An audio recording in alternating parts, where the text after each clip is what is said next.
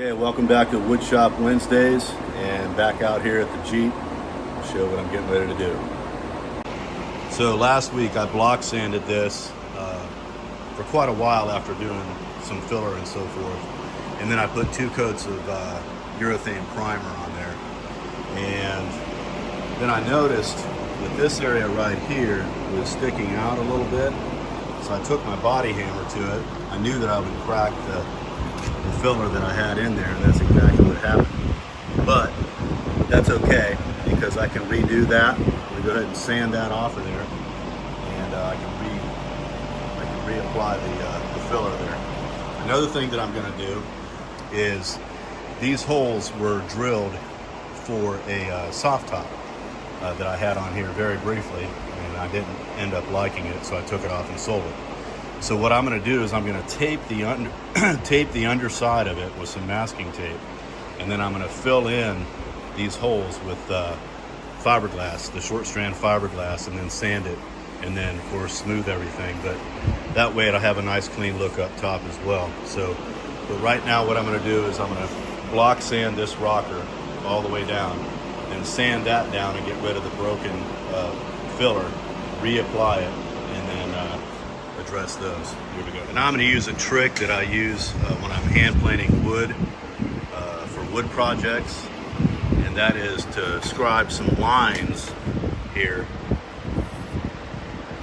just up and down, or pretend this is a board, because when you hand plane, when you have these lines everywhere, just draw some straight, then it'll tell you when you're hand planing when the board is flat, because obviously once you get down flat, all of these lines will disappear. So that's the idea. So all of these lines that I just drew will disappear when this thing is flat.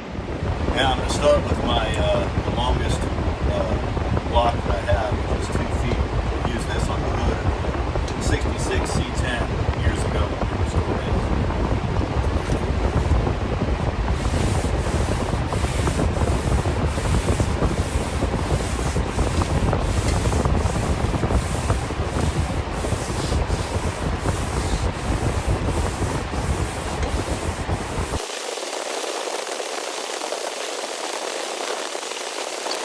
Yeah, I'm not done block sanding yet, but you can already tell that's a low spot. That's a low spot. Don't know about this yet because I didn't spend a lot of time there, but you can see naturally where the low spots are. So I'm going to keep sanding and see how much is left of this, but I'm probably going to add a little bit of glaze. Probably not rage. I'm going to add the 3M glaze here, possibly here, maybe down below, and I'll get this sanded so I can fix that.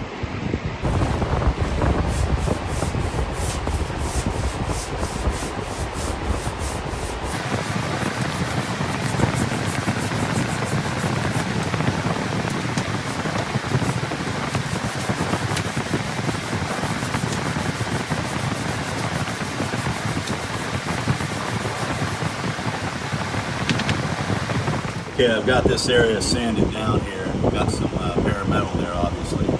So I'm going to hit that with some self-etch primer. And then these areas that are low, I'm going to scuff sand with 180. And then put the 3M glaze down, which is this stuff right here. Here we go.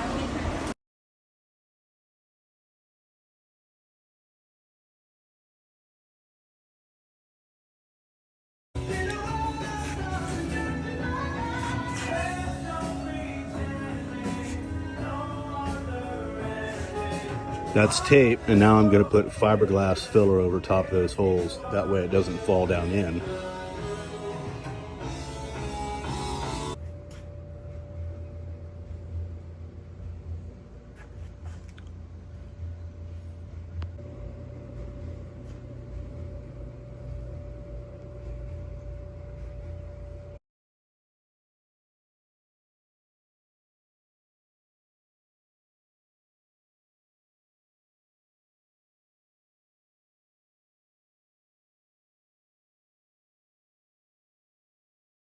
That's going to be a wrap for today.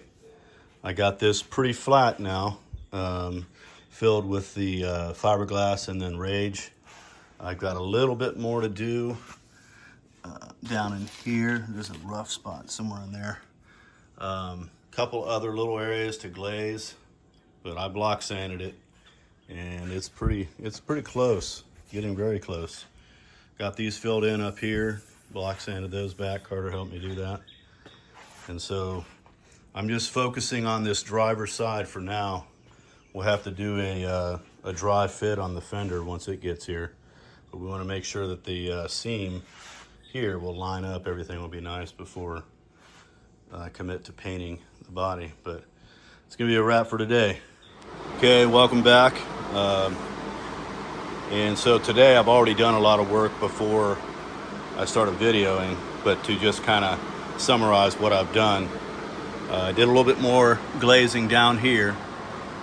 Let's see. I glazed the top of the rail here where I filled in the holes and block sanded that down. So everything is sanded down to 320 now, smooth to 320. So the next step on this side, the driver's side, will be to spot prime where I've gotten into metal. There where it says JOOP, and some other places, just to kind of spot prime. Probably go ahead and epoxy the body work areas back in again, just so I know they're sealed up, because otherwise they're very porous, and I know the epoxy is not as porous as urethane. So anyway, I'll get this rail too. So I'm getting ready to, and also block sanded back here and had a couple of low spots. So that's a really thin coat. This is a little bit thicker because I had a step up right here where that weld joint is. Went ahead and glazed that and let that dry. Right now I'm getting ready to block sand this side with 180. And I know I've got to glaze some areas already in here where the filler didn't lay down real smooth, but let's see what this looks like.